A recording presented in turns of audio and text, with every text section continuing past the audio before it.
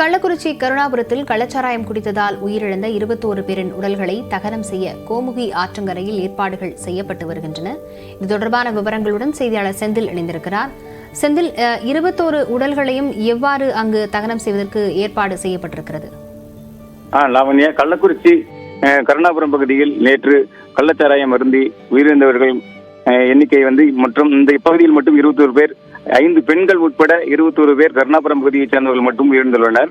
தற்பொழுது இவர்கள் அனைவரின் உடல்களையும் தகனம் செய்வதற்காக கோமுகி நதிக்கரையில் உள்ள இடுகாட்டு மைதானத்தில் சமதளப்படுத்தி விறகு கட்டைகள் மற்றும் எரிவூட்டுவதற்கு தேவையான பொருட்களை அடுக்கி வைத்து நகராட்சி ஊழியர்களும் நகராட்சி ஆணையர் மேற்பார்வையில் பணியில் ஈடுபட்டு வருகின்றனர். லாவண்யா, கள்ளச்சாராயம் குடித்ததால் உயிரிழந்தவர்களின் உடல்களை தகனம் செய்வதற்கு கோமுகி ஆற்றங்கரையோரத்தில் ஏற்பாடுகள் நகராட்சி ஊராட்சி அலுவலர்கள் மத்தியில் செய்யப்பட்டு வருகிறது. விவரங்களுக்கு நன்றி.